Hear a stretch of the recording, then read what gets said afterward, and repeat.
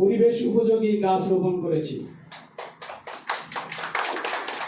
শুনে খুশি হবেন, এই গাছগুলো যদি আগামী 10 বছরে প্রায় 500 metric ton carbon die oxide নিতে পারবে। কিন্তু বাংলাদেশে আসে এবং ওখানে ওনার একটা বাড়িও ছিল, তখন উনি ওইটা সেল দিয়ে এবং ওনার বন্ধু বান্ধব আজানের পরে আবার শুরু করেন।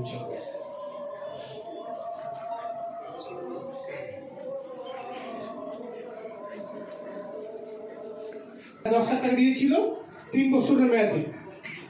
আমি একটিও মানে কিস্তি ডিফল্টার হয়নি। আমি ঠিকমতো আমার হয়ে যেমন আস্থা রেখেছে, আমি আবার সেই আস্থা অনুযায়ী আমি তাদের টাকা দিয়ে ফিরেছিলাম। সেই প্রতিষ্ঠানের সাথে আমি মোটামুটি জড়িত।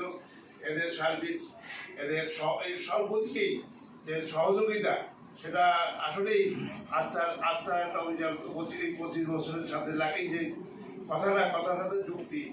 কাস্টমার ঋণ গ্রহীত এখান থেকে আমি ট্র্যাকের রাস্তা অ্যাপস ব্যবহার করি। আচ্ছা, যাই হোক, আসলে আমরা ভিন্ন ভিন্ন প্রতিষ্ঠানে চাকরি করলেও আমাদের কিন্তু লক্ষ্য এবং উদ্দেশ্য একই, সেটা হচ্ছে গিয়ে বাংলাদেশের অর্থনীতিকে এগিয়ে নিয়ে যাওয়া। যে আমি তো ব্র্যাক ব্যাংক থেকে মাত্র 10 লাখ টাকা নিয়েছি, কিন্তু ওনার সেই 10 লাখ টাকাই আজকে মেহেদি থেকে 10 কোটি টাকা এই বিজনেসটাকে ডেভেলপ করতে হেল্প করছে। তো এই কারণে করেছে, অর্থাৎ উন্নয়ন যেটাই একজন এমপি পাবে সে সমান তালে এই শুধুমাত্র এক আসনে, সে কারণে আমাদের কিছু কাজও আছে। সেই কাজটি সকাল থেকে আমরা করেছি, করতে গিয়ে এখন পর্যন্ত এখানে রয়েছে। দুর্ভাগ্য আলিমের, যদি ও এলাকায় থাকতো তাহলে কদমতলাও আছে প্রোগ্রাম ছিল, কিন্তু তোমাকে খুঁজে পাওয়া যাচ্ছে না। তো আমি বললাম যে জুন মাস একটু ঝামেলায় মনে আছে।